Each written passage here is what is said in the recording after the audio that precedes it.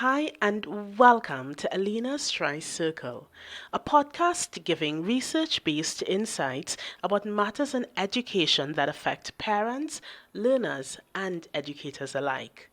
My name is Alina Lewis, and today I'm sharing about teaching for understanding. Now, begin with the end in mind. This is my encouragement. Begin with the end in mind.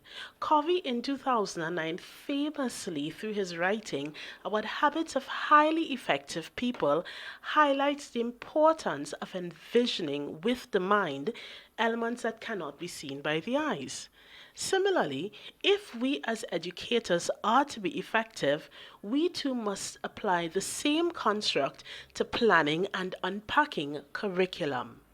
As teachers prepare to engage students through the academic year, we must look at accommodating regional and national standards.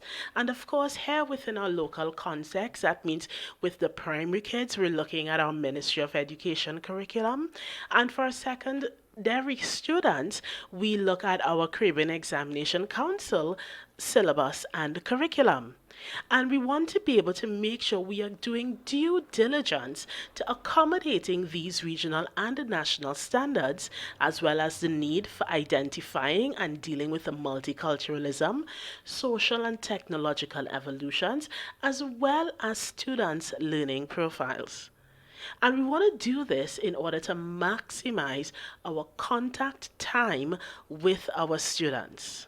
And as we maximize our contact time with students, we want to ask three essential questions. What is worth understanding? How do we know that students understand? And what does it mean to teach for understanding?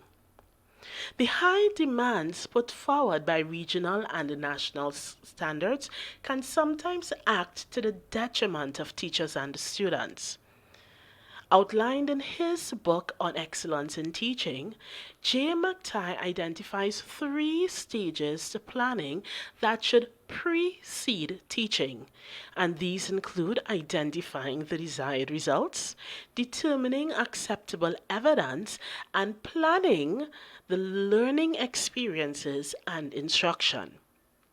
Now, this strategy of backward design works cohesively towards making teachers increasingly effective, as they will be able to ensure that students acquire important knowledge and skills, make meaningful understanding of important ideas as opposed to mere facts and skills, and transfer skills and understandings in new ways. Now, I understand, of course, that some teachers may find this approach to facilitating authentic learning a bit challenging, and so too for a couple of reasons. On one hand, we could find that excessive demands to focus on the transfer of knowledge is overwhelming. We could find that there is burnout from efforts to include all elements of a curriculum that includes diversity in all forms. Some educators feel pressured by school administrators as well as national and regional bodies to achieve and maintain test scores. And two, the lack of teacher training regarding curriculum development and unpacking curriculum could make it seem like an arduous task.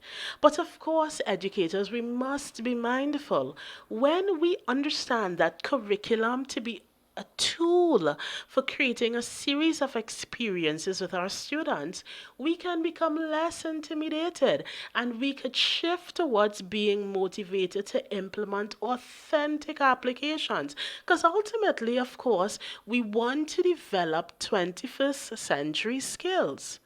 So, what is the way forward? Rather than thinking of it all as a bad idea, stressful times, let's think of strategy that can be applied. We can keep in mind the backward design model that was put forward by McTighe, for instance. Let's identify the desired results. Having reviewed the curriculum thoroughly, let's unpack. And as we unpack, let's determine what are the established goals based on the curriculum standards. And let's break down a couple things. We can identify the understandings. What will student understand? Identify the essential questions. These make for great prompts in the classroom. Determine what will students know, what will students be able to do. And once we get the essential understandings down packed, we could then begin to look at assessment evidence. Keep in mind, assessment is not just about paper and pencil and writing an exam at the end of the term or completing a weekly test, but exams are really meant to determine the extent to which students have gained knowledge, the extent to which you're able to recall facts, to what extent they're able to attach meaning to what they know, to what extent are they able to use it and demonstrate application skills. And even as we choose a repertoire of assessment tools, we want to ensure that our assessment tools really gauges the extent to which students are able to identify these skills: interpretation, application, creative application. And once we've determined what assessment evidence we want to collect in order to demonstrate the extent to which students understand content, it frees us to get to the learning plan, where we can say these are the learning activities that we're going to do in order to put forward and promote the essential understandings. So, yes, at the surface, it could look like a lot from afar. I, of all persons, I know too because I'm in it with you. It could seem so overwhelming, but once we say, let's create strategy. Let's work it through, let's walk it through, and let's use research in order to promote how we do and what we do. We'll find that the techniques and the illustrations that are provided by the leading thought makers in education really do help us to become effective as educators. So let's begin with the end in mind. Every day shouldn't be the same old day to go on the board, write the notes, and then test at the end of the period.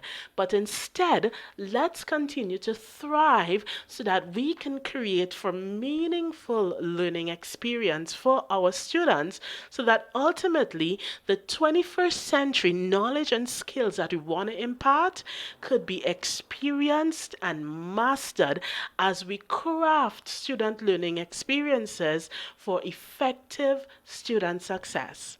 So this is Alina with Alina's TriCircle, and I hope that these insights would support you as you continue to support learners of varied ages and levels.